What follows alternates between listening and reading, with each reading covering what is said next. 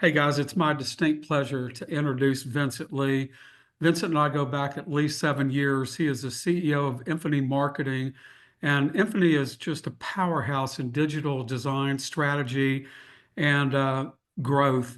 Who couldn't use that? He's got a background in media production from the University of Houston. Go Cougs! He's helped businesses, which I think is totally amazing, scale fast. He's taken one from 1 million to 20 million in revenue in under 7 years, and another from 4 million to 8 million in just two. I'm sure we're all going to want to learn how that's done. He works with a broad spectrum of different businesses. He's got a keen design for sharp eye for design and deep marketing expertise. Besides that, he's a Rotary Club and a C12 board member. And we just discussed he's a proud Goldman Sachs 10,000 small business alumni and alumnus, which is totally unreal. I'm going to turn it over, Vincent. Welcome, and can't wait to hear you speak. Thank you, Moose, for those kind words. I really appreciate it. How's it going, guys? Appreciate you all having me. I want to say thank you to NIA.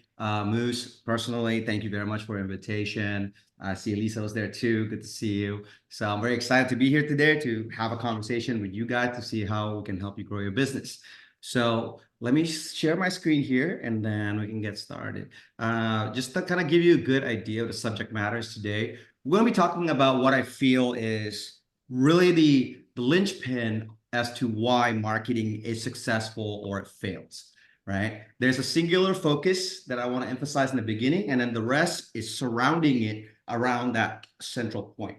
And then we can also talk about Q&A at the end, the last 15 minutes of my presentation. And at that time, you guys are free to just bring up anything. The other part of it during my presentation, feel free to just type in your questions on the chat, and I'll be asking some questions throughout the presentation. So I would like to make it more engaging. If I ask the question and you have to answer, feel free to yell it out, or you can type it on the chat. It's good either way, because I would like to get some opinions and thoughts and what is your background, not necessarily background, just kind of like what everybody else is thinking or feeling about the information I'm presenting today.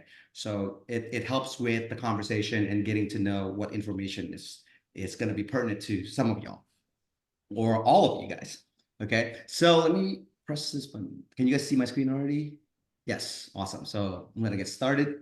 I believe the screen is presented. Okay, so my company name is Infinity Marketing. We're a team of 30 plus people. As Moose already mentioned, we have several accomplishments and growing businesses. We work with a lot of different industry, specifically the service industry, doctors, lawyers, hospitals, full-blown construction, whether it's commercial, residential, custom home, full development, technology, IT, security, restaurants, you name it, right? So what is our mission? So our mission is to grow everybody's business. Why do we want to grow business? The vision is that if everybody here at NIA, if you guys are business owners, if your business scales, you guys get to hire employees. If you hire employees, you guys will be providing a livelihood for those families that you guys are hiring, right? So I believe that owning a business is an opportunity for us to bless our community by growing our business. So that is why we're motivated to grow your business. And obviously, if your business scale, Infinity Marketing will scale too. And then we can repeat the process and bless more people that way. So that's the mission and vision of our company. But how do we grow businesses? What is the main thing, right? The main thing is brand-driven marketing with measurable results. Now, this is where the entire thing starts with, right? When it comes to marketing, everybody want to talk about what is the strategy? Is it Facebook? Is it Google? Is it AI? Is it website? Like, how do we get people? How do you reach our target audience? Ideal customer profile? What is your dominant selling idea? These are the standard marketing things that you talk about in either, Goldman Sachs, which is great. Do a plug for them again. Any business that will talk to you, these are common things that everybody talks about. But the few things that people don't talk about is what is a brand-driven marketing, right? But before I get started with that, I want to kind of put it out there to NIA. If I say the word brand, right? What does a brand mean for your business? Like, what is a brand? Okay, so what will be some of the first thing that come to your mind when I say the word brand? Let me give you a few seconds here to see if anybody wants to respond. What is the overall impression on your audience, but just Overall the impression. overall. Okay, I like that. So I think a brand is what people have come to expect from me, what your company is known as. Right. So everybody has this idea, right? It's like a perception or information about the business. They just put it that way. A brand, simply put, sorry, I have that in a window. A brand is the public perception of your business identity, right? What they expect from you. And a common thing is like, what services do you provide, right? What is your unique selling proposition or dominant selling ideas, competitive advantages, right? How long have you been in business? What are you guys known for? But what people ignore about the public perception is how they feel about that brand, right? The things that you love, it's like you have a relationship. I love Apple, or I love, guitar, piano, whatever brand it is. I have a musical instrument in the back. I love Les Paul. It's a brand. I love Fender. It's a brand. These are our established brand, and they all have different feelings. Fender's great. Have heritage with musicians like John Mayer, Jimi Hendrix, and so forth, right? So they have this story behind them. So you have a feeling related with that brand, right? Now, when it comes to feeling of a brand, that affects how they choose businesses, who they want to buy, right? So you need to know your why, how, and what of your business. And your brand impacts people to buy or not buy your product, which leads to the question. When it comes to your brand, what do you think motivates people to buy or purchase?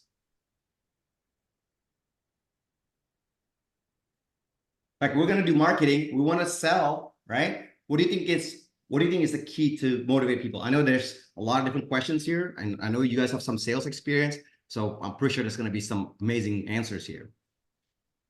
They know what they're getting. Emotion. I like that answer, Don. Let's go with the emotion. When it comes to emotion, what is the specific emotion? Need. I like need as well. That's good. You definitely need a need. If they don't need your product, they're not going to buy. Customer service. That's another reason why people are motivated to buy. Desire. Dopamine hit is a great one. I like that one. Status. I think that's more when value exceeds investments. Okay, a good deal, or maybe return on investment. Oh, that's Doug. Hi, Doug. So I like where Don is going here. Personal attachment. Great. Now, what we want to build is personal attachment. That's the result of a good brand, is that it creates a personal attachment, which has an emotional thing, right? Customer service. Oh, there you go. Moose got the trust is the emotion that is a result. Okay. The most important emotion is trust. That's what motivates people to buy or purchase, is they trust you guys, right? Now, more specifically, why do they trust you? They trust you because of good customer service, right? And that's considered a value. But you also have a need. Now, there is, as a company, you have a need that you fulfill. As a company, you have your values, your customer service, your unique selling proposition. But on the other side, you've got the customer. The customer has needs, the customer has values. When the values and the needs align with your customer and your business, then you can build that trust. But the key to build the trust is not on the need. Okay, I want to differentiate the need and the value. The need everybody offers. Like, you go to a doctor can fulfill your need, getting a prescription, getting an exam. But it's not the need that they want to choose the doctor, it's the value that they see in the doctor that's providing that service. Some of you already said customer service and all that kind of stuff, right? Quality of service, personal attachment. These values create trust. Okay. And if a brand is trustworthy, then they will want to buy from you, which begs the question: how do you guys in your business build trust in your business? Okay.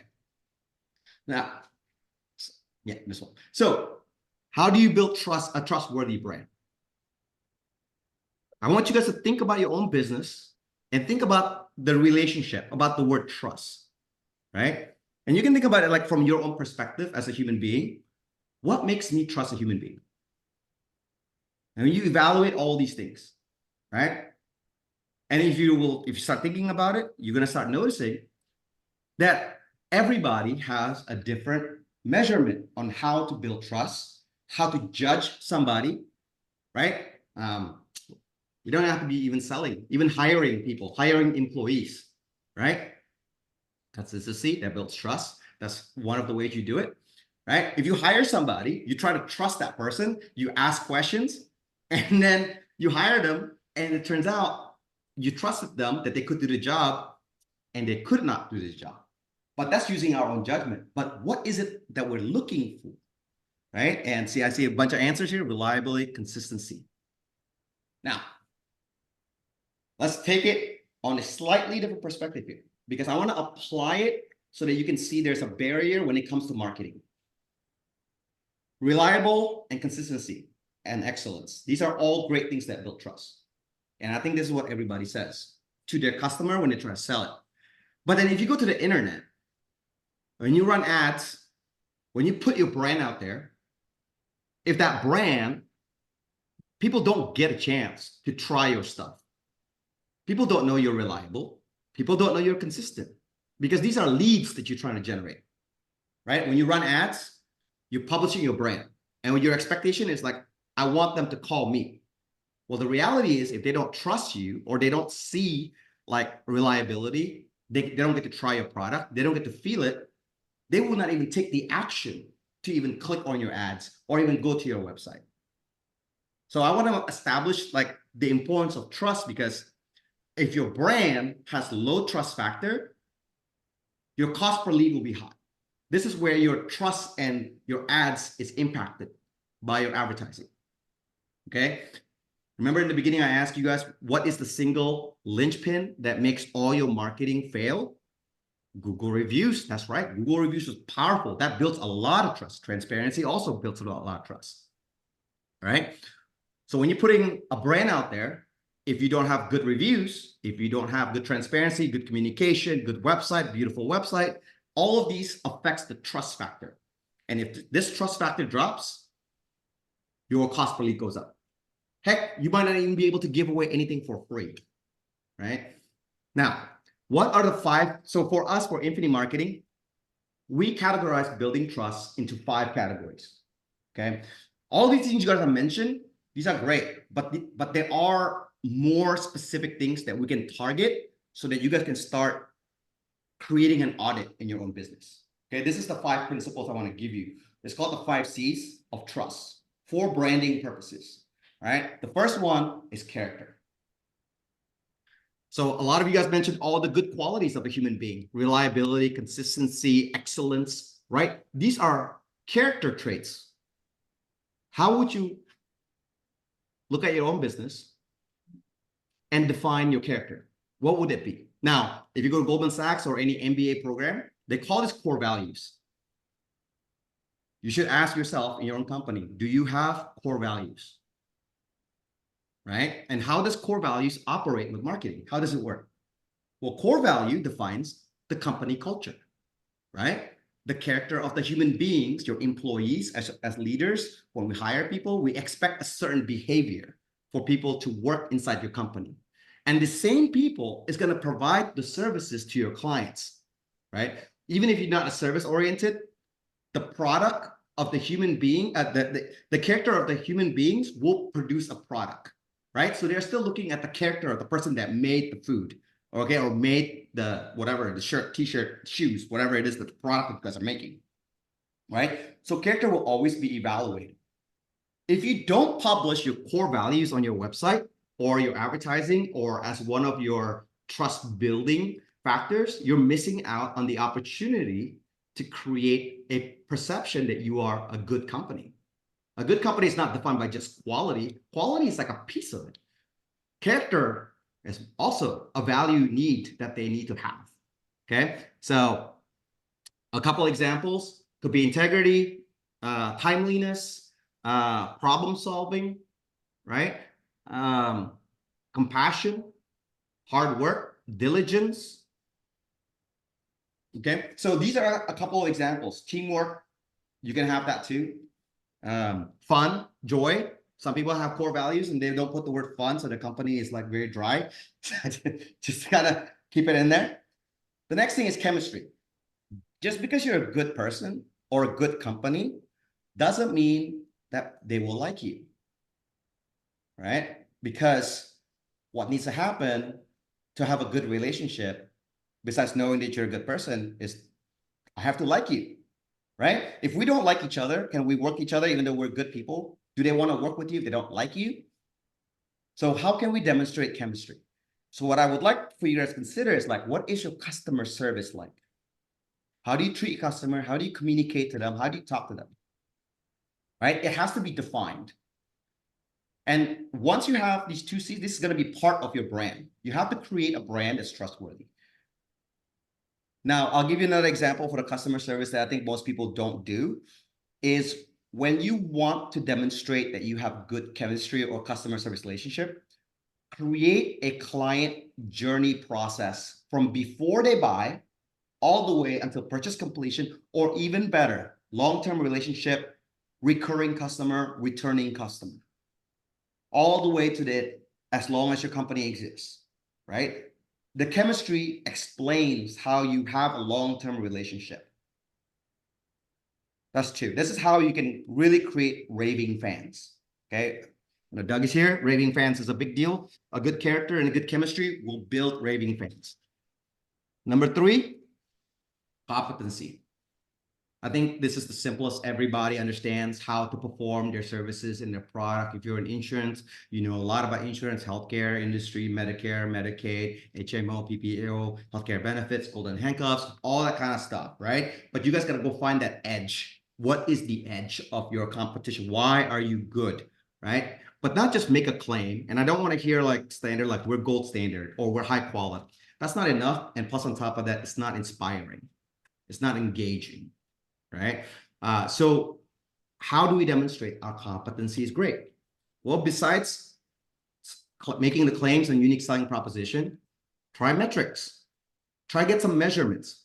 If you've done roofs, how many roofs have you done? If you've done repair, how many repairs have you done? If you like, don't just calculate the existence of your business, take the experience of your team members. Every single one of your team members, if you're roofers, they all have done roofing. You can put their experience into your company experience, and it enhances your company's competency because you work hard to hire these high quality people, these high quality employees, high quality team members. So you have to highlight those things. So metrics is a good way, right? The next thing is some case studies. Case studies can demonstrate specific problems that you have, right? Highlight the specific individual, like in terms of an industry. If you want to get more, let's say if you want to get more retail market, then you should have more retail examples and case studies. If you want more lawyers as your customer, then you should have a case study for a lawyer and demonstrate and address those problems. All right, so you got 3 C's so far. You got the character, which is about your core values. You got your chemistry, which is whether your likability, your customer service. Now you got your competency, right? Number 4, Moose said it. If you want to build trust, you got to build credibility. That's definitely, this is probably one of the strongest and the hardest thing for people to build.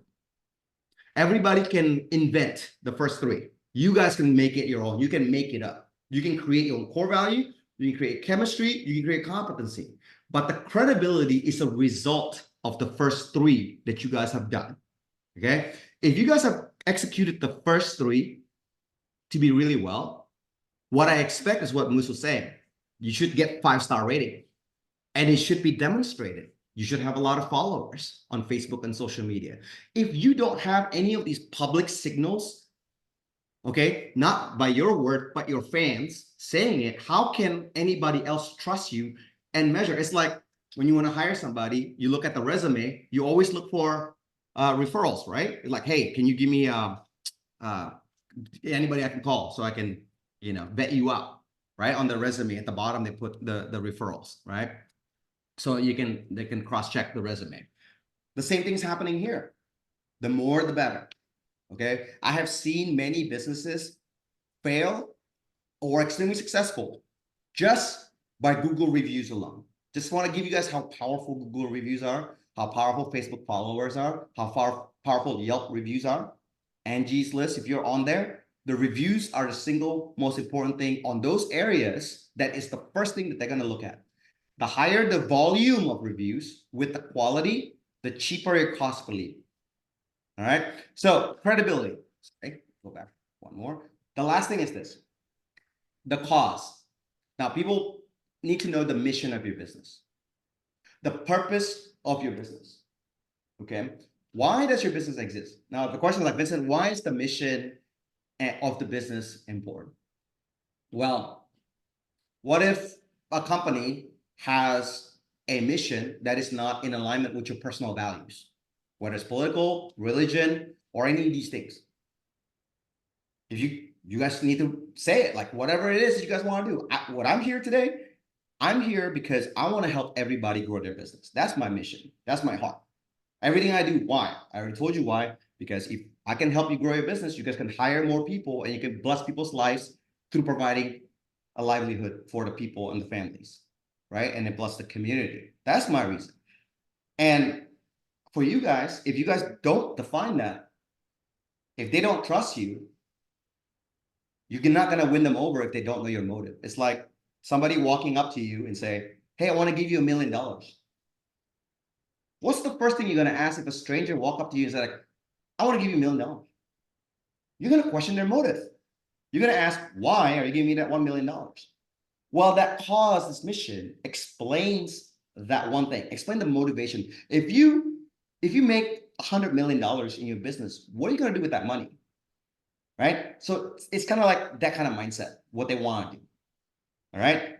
Now, I know this is like a good break here because I think still got some time, 20 more minutes. It's a good break.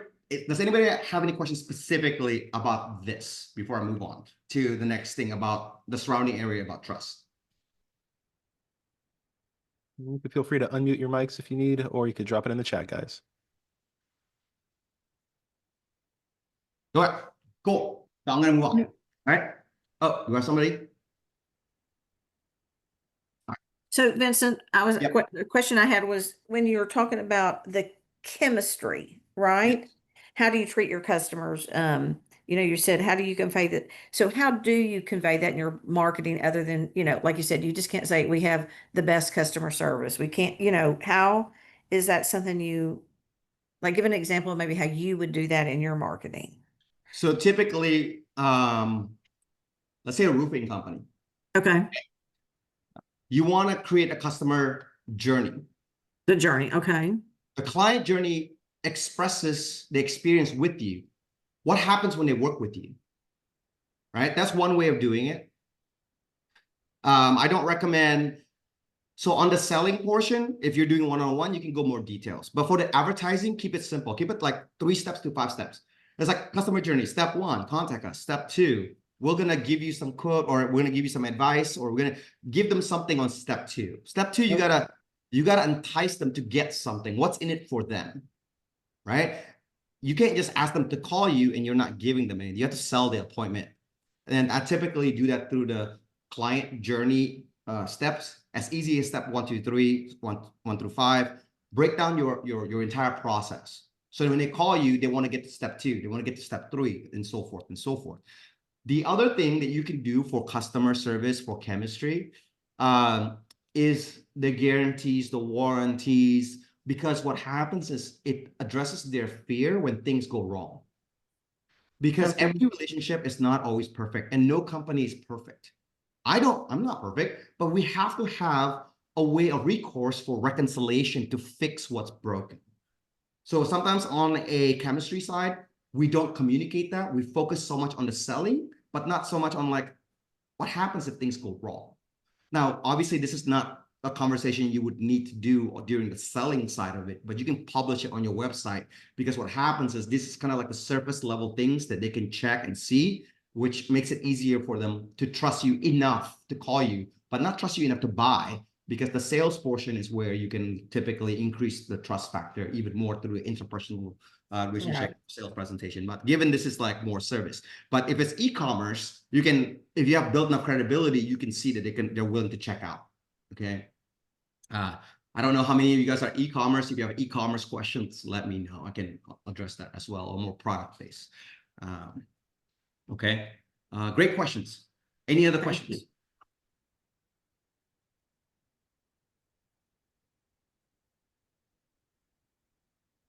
Okay. All right. So still got 15 minutes, so that's good. So before I move on, so this is right here is how we built trust, and how is trust impacting your marketing plan, your marketing strategy? Okay. Now, some of you guys are startup. I don't know what the size of business you guys are. Some of them with million, 2 million, 5 millions, wherever it is, right? Businesses go through phases based depending on their revenue, depending on their public perception, on their trust. Okay. I have worked with this. I'll give you a few examples and I'll walk you through this.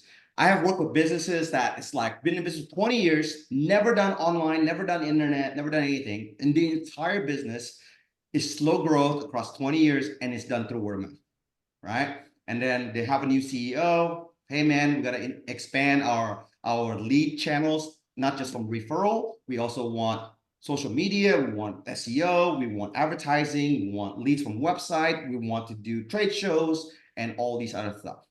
But they never had any branding. They just had a good salesperson. They've done all kind of stuff, and they just trust them by reputation.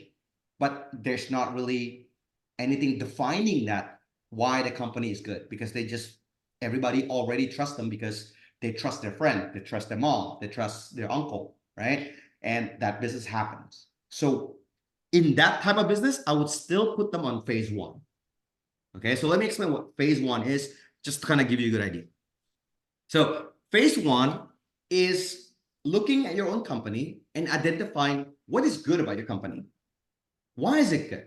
Or if you are a startup, you got to think of like, what is it that I really want to tell everybody so that they can trust me, believe me, want to work with me, and have a long-term relationship, right? Out of my service. But don't just look at it as a service, but look at it as a human being, right? Go over the 5 C's.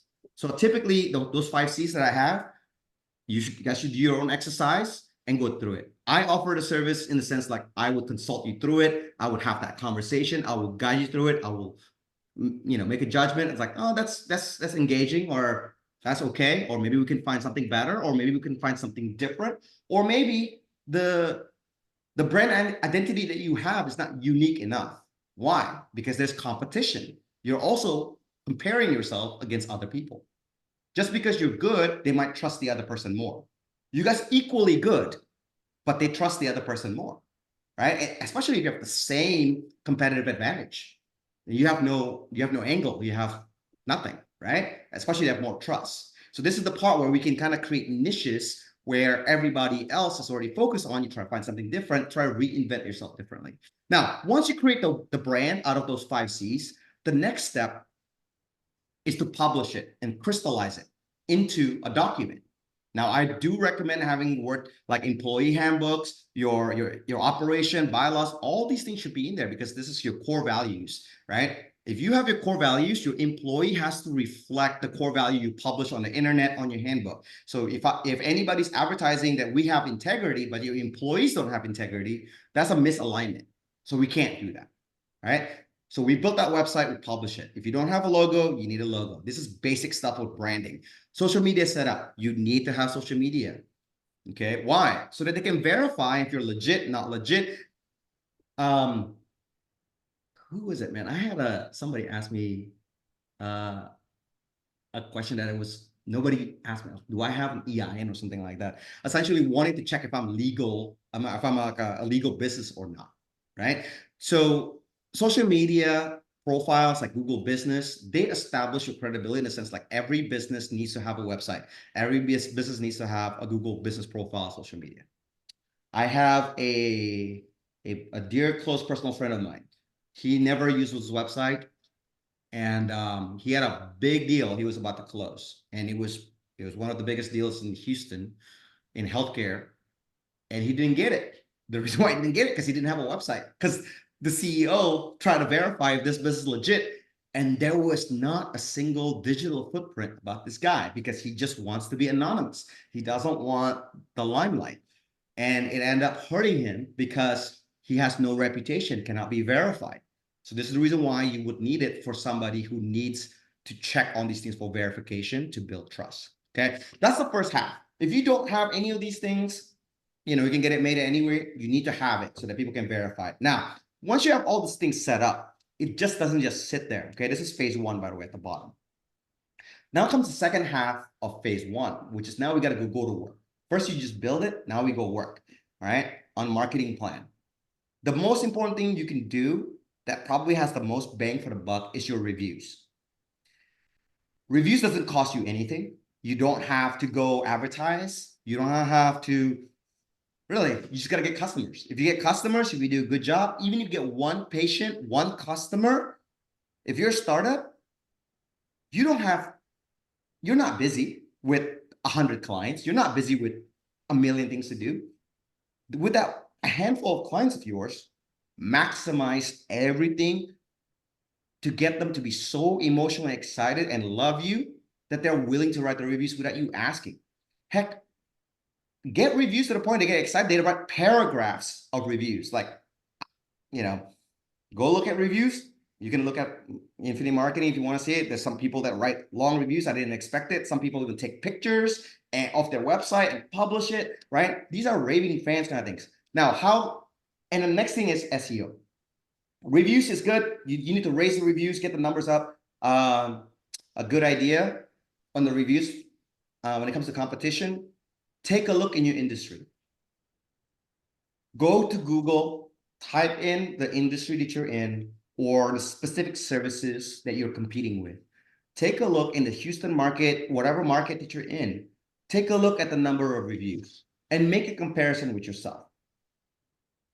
If you feel your advertising is not working, and then you see there's this guy that has like 10 times, 20 times more reviews than you, there's a big chance why your marketing doesn't work is because your competition has better reviews, or should I say better branding, because their branding on the internet has been established. They have created a credibility factor. Okay, local SEO is there so that you can get found on Google so people can read your reviews, and you need that. That's basic. That's like the most fundamental. If you build a brand, you build a website, but nobody can find your brand or read your brand, that's useless. How can they trust you if they can't even find you? But if people search for you and you're everywhere, that builds additional credibility because it's difficult for you to be everywhere. It costs money to get everywhere. But if you're everywhere and they search and they see your name on roof repair, they see your name on roof replacement, or they see your name in kids dentistry, and then they see your name on braces or boutique dental or cosmetic dental, and your website shows up everywhere, they're going to start like, oh man, this business is pretty established. They're everywhere, right? People say that they're everywhere. So another thing that you can do, this is kind of like 1.5-ish, okay? Everything that I mentioned for you, it's probably the most low-cost marketing that you can do, and this is what basic startup needs. That bullet point at the bottom says brand awareness campaign. That is advertising. This is when you don't have any clients, you don't have any customers, you don't have any reviews, you have no starting point, you cannot even get a word of mouth, which I think you should have good word of mouth, because you should have a relationship with people that's willing to take a risk on you and try you out.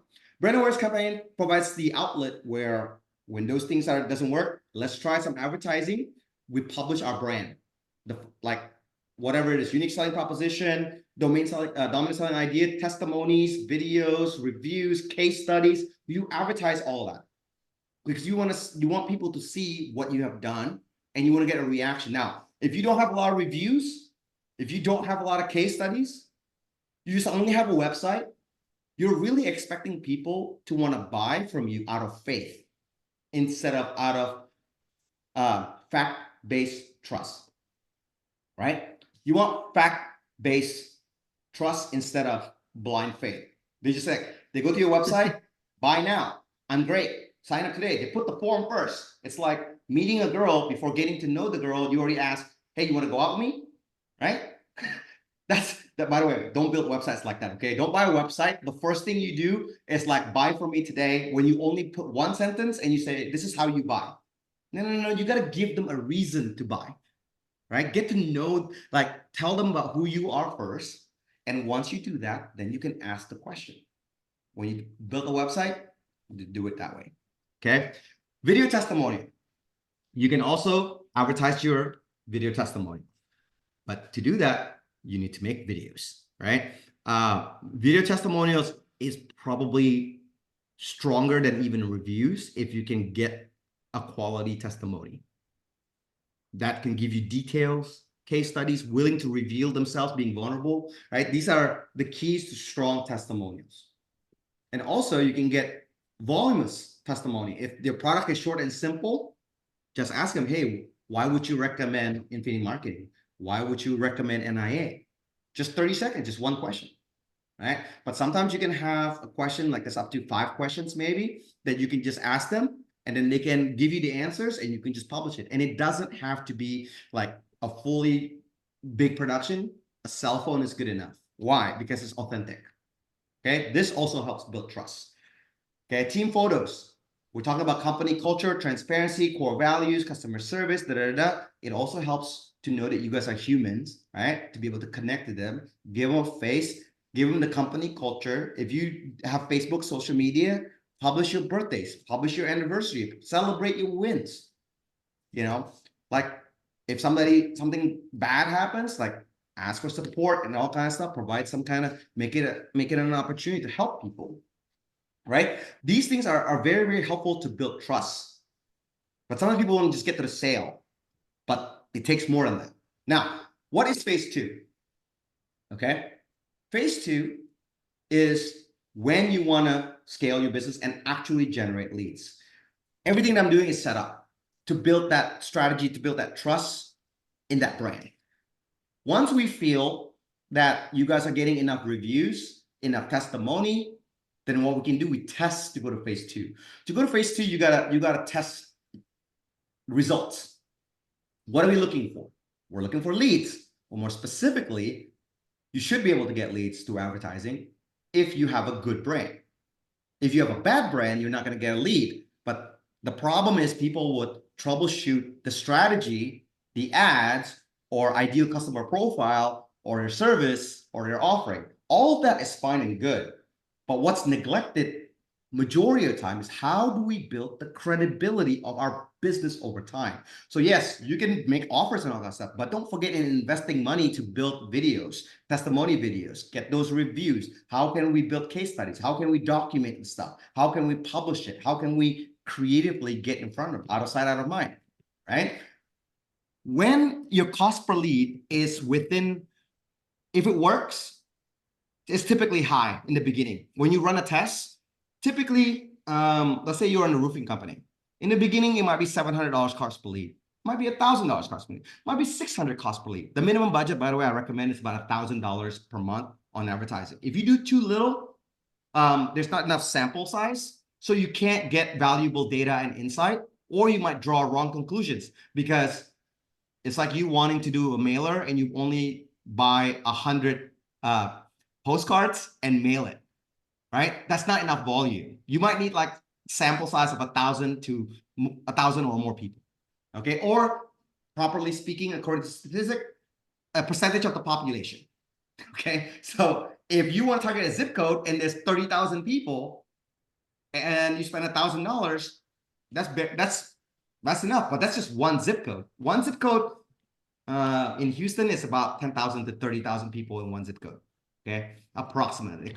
There's probably more than that, but that's a good idea for you to kind of measure it and make sure your sample size is good enough. Now, what are you looking for in that sample? You want to look for your cost per lead. You want to look for your engagement, your click-through rate, how many people you're seeing it, and then you want to segment it, Facebook versus Google, and you need to install measurements. You got to measure conversions. You got to measure your phone calls, how many phone calls you get. Earlier, I mentioned that your cost per lead can also be determined if you don't pick up the phone. Okay. Or even worse, somebody fill out, request an appointment and nobody calls that client back and follow up. Okay, your cost per lead goes up. So make sure if you guys are running advertising, make sure your intake team to generate the lead is on top of it. Pick up your phone, reply every email promptly, especially if within the hour on the email. Okay, on the email, you do within an hour. Heck, man, even 5 minutes is even better. On the phone, it's better for you to pick up. I have earned businesses from the internet because they told me literally on the phone, Vincent, I called 4 other marketing agencies in Houston and they're all the top in Google. You're the only one that picked up. Just like that. Like I tried, they didn't pick up. If they didn't pick up, I don't want to call them twice. Okay? Because they're not available and they want that availability. If you say like, hey, our customer service is great, then there should not be a missed call. Okay? Now, when do we pass the test on phase 2? We pass the test if the cost per lead is lower, right? But how do we get the test to be lower? Well, if you run the ad and the cost per lead is very expensive, I would say, let's stop doing your advertising and let's improve on your brand. Let's get more reviews. Let's get more photos. Let's get more case study. Let's get more testimonial videos. Maybe wait 3 months. And then after you wait 3 months, you build that up and then you run the ads again. 100% of the time, every time the review goes up, the cost per lead goes down. If you guys want to know why your marketing doesn't work on your reputation and your reputation will work for you. Okay. Now I'm going to wrap it up. There's 2 more phases, but these 2 phases are only for businesses that already have established some automated marketing strategy and they already have leads all the time, right? Once you get to a point where you're spending like $20,000, $50,000 per month on ads and you're generating like 100 leads per month or something like that, on the back end, you should have thousands of customers. What's missing in the marketing plan is for you guys to go back and reach out to your existing customer through newsletter, social media, a phone call. In dental practice, they're great. They have to call them back. It's called a recall. Why? So you can get repeat business. That's one. Okay. I also like to say it is easier for your customer to rebuy from you than to work on a new customer to buy from you because your existing customer already trusts you, whereas your new customers, they don't really know you. So they may not trust you, right? So phase 3 is a good way for you to upsell, sell more services. And a lot of times people do not figure out to do this. I want to give you guys some mathematical calculation.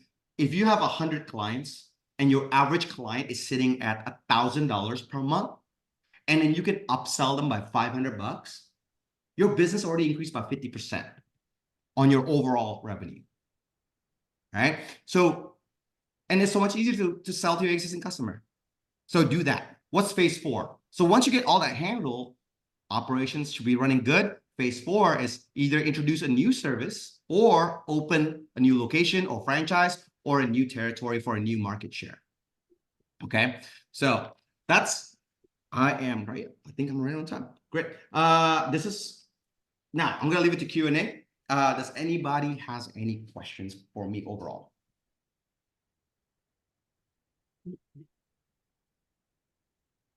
I do. All right, everyone, go ahead. Feel free to unmute and let it rip. Vincent, I do. I have a question.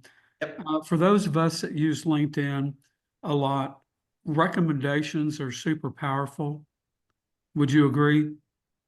Yes, recommendations is powerful because you're borrowing trust from the person who recommended it. Mm-hmm. Yes, referrals, recommendations, strategic alliance. It's a slightly different. It's a marketing strategy, I would say, right? But it's not what you call a traditional. Sure. I'm very blessed because of our NIA software. I have 91 5-star reviews.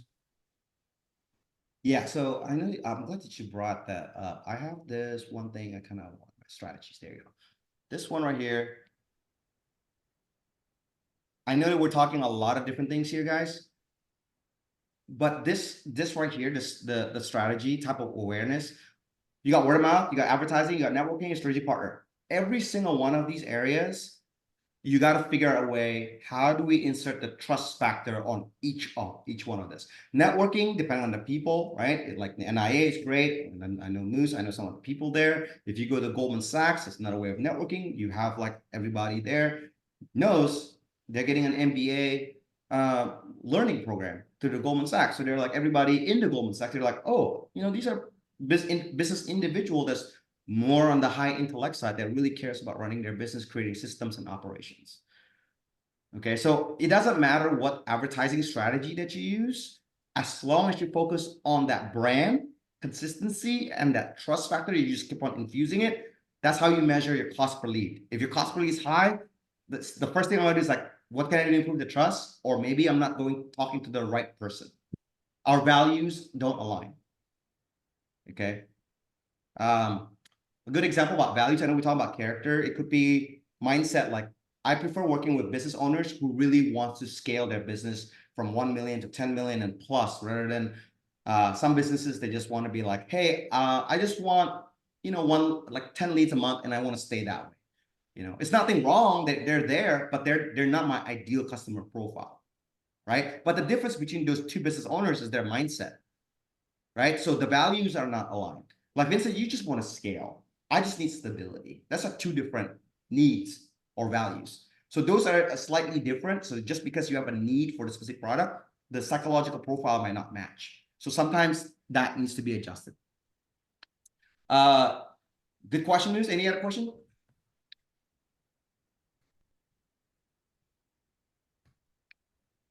Vincent, do you guys have clients all over the country, or do y'all just specific to Houston? We have clients all over the country. We even run campaigns for oil and gas companies internationally, because they travel to Africa or South America and they want to do spot trade shows when they were flying over there. And it was a pretty rare case that they did that, and we got leads. So I was like, oh, it did work. We got leads. The reason why is because the company was established in that network in that area, and when they are want to do more research on Google, the ads is there to catch these people, because you're there in person networking, and then they Google you, right? If there's like a big event like BizX or something like that, and then you go in there and then you run advertising and you meet somebody, hey, Moose, my name is Vincent from Infinity Marketing. Oh, I like this guy. Let me Google him. And so Moose, you're going to Google him, but you have an ad running on that location. Guess what? You search for marketing, I'm going to be the marketing company that shows up, and they got a lead that way. That was the marketing strategy. It was pretty rare, but it works. Interesting. Hey, Vince, I think there's a question in the chat someone asked. Okay. It says, what is the most effective ad options at the least cost? The most effective advertising option with the least cost. The most recently, I actually just went to a seminar in Dallas, and this guy, he did not run any ads, did not spend a single dollar in advertising. He did social media, videos. Now, there's a caveat. I don't know what industry. Larry, what industry are you in? If you don't mind answering, just so that I can answer more directly instead of being more generic. Social media is good. If you have a lot of product base, you can use it in many use cases. They have a product that they're basically using their product in different case studies, and they're producing so many. The product that they were doing is a air suspension for mudding and off-road. So they put in all these crazy things. They stab it, to puncture it, to kind of create it. So social media is good. Now, the problem with social media is that people don't do enough of it. They just want to do 1 post a month, 2 posts per month, 3 posts per month. Social media shelf life is less than a few minutes. You just scroll, right? So in order for you to have effective social media, service sharing documents.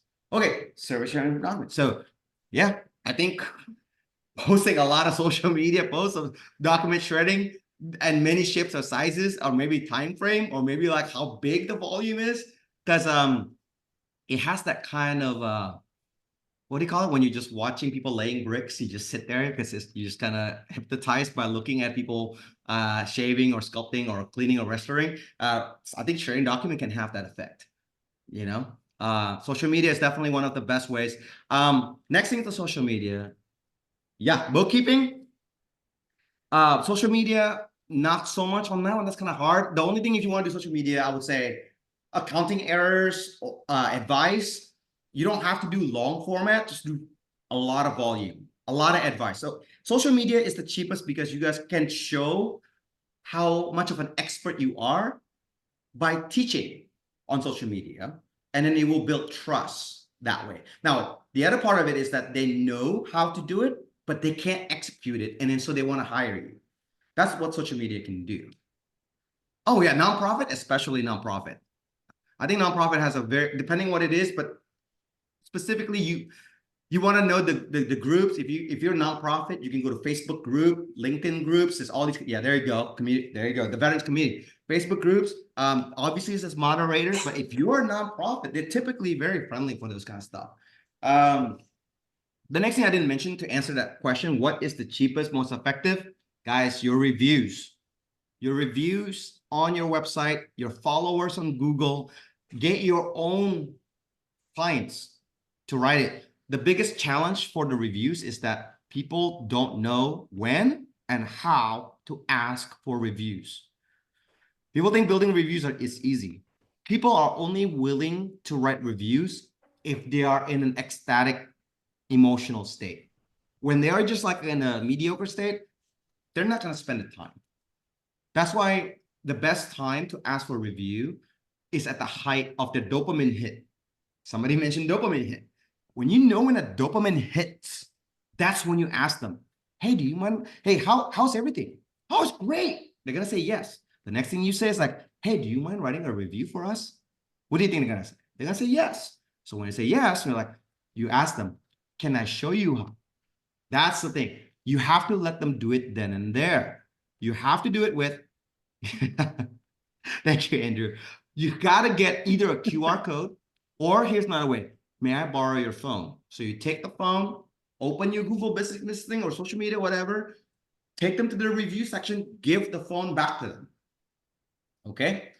I know that the owner sometimes can do this because you're motivated, but then your employees are not. If your employees are not motivated, I recommend don't bribe the customer. Okay. If you bribe the customer, one bad customer can be like, they bribe for their reviews and boom, that will ruin your trust. That's why I don't recommend it, but some people do it. That's on your own risk. My recommendation is incentivize your own employees. I had an employee when we were doing with the dental office, we did $10 per review. Nobody wanted to do it. Nobody was motivated. We up it to $20. Everybody was motivated. We got like 500 reviews in a year. They already have thousands of patients. They just never asked it. And they see the patients all the time. They never ask for reviews. But then you incentivize your team, hey, $20 for every time you get a review, verify it with me, and I'll give you cash. They'll do it. Incentivize your team to generate reviews. They're going to be your front line to generate those reviews. Generate reviews is easy because people are not willing to ask the tough questions and really working through it. And sometimes they don't even, sometimes people don't want to ask reviews because they know they do a bad job. Makes sense. All right, we are going to use our drivers. Yep. Food service, our accounts, customers we know. So, yep. Thank you for following me, Andrew. We did the same thing with Allstate because, yep, exactly. Guys, I have this conversation about trust is so important because I'm honest with you guys. Most of my clients, when they make it successfully long-term with me, it's because we are constantly not just working on the ads. We're constantly working on the testimony, on the reviews, and building case studies. Forgot to tell you guys the benefits of case study. It builds your SEO for your online web presence. Okay, especially if you want a specific industry. Do case studies. Great comments, great questions. Any other questions? I think I can take maybe one more question. Vince, I'd like to add 2 quick points if I could. Yep. One is going to break your heart for all you hardworking entrepreneurs who are so busy and have so many balls in the air. But I recently attended a conference like this, and it said that we should be spending 30% of our time creating content. And I'm staring at a tripod and a microphone every day trying to figure out how to do it. But if you know, it goes to the point about how transient posts are and how often you have to do it. So you know, that's a goal to strive for. number one. Number two, I just read a great book called Who Not What. Who Not What. And it's a great book about delegating things so that you can find time to do 30% of the time on content. And then the last thing I wanted to leave is, if you look down on your app at Network in Action and you do not see a little square box that says request a review, please get with your franchise owner. This is free software that goes to the heart of what Vincent's talking about, where you can get more 5-star reviews. When they're in that dopamine, when they're in a happy place, they're never going to answer as fast as they will if they get a text. And so that software that would cost you about $2,100, and you get it for free as part of your membership. So make sure you see that on your app or desktop. It just says request a review. I just sent one to Vincent. Thank you. That's be very helpful. Yeah, man. So thank you very much, everybody. I'll wrap up with this, guys. If you guys are interested to have a conversation with you, I would love to have a conversation to go over your business for free, just to kind of see where you're at. But if you're interested in running some ads with us, we're offering 2 months free advertising management, which is $1,000 value. And we can run ads for 2 months with a minimum budget of $1,000 per month. Okay. So that's just a special offer for you guys. I don't really offer this to anybody else. And this is because of Moose. This is a special friend of mine. And I'm just exclusively for you guys at NIA. That's very generous. So yeah, with that, thank you very much, guys, for listening to me. I appreciate your time. Vincent, we appreciate you. Thank you so much for your time and expertise.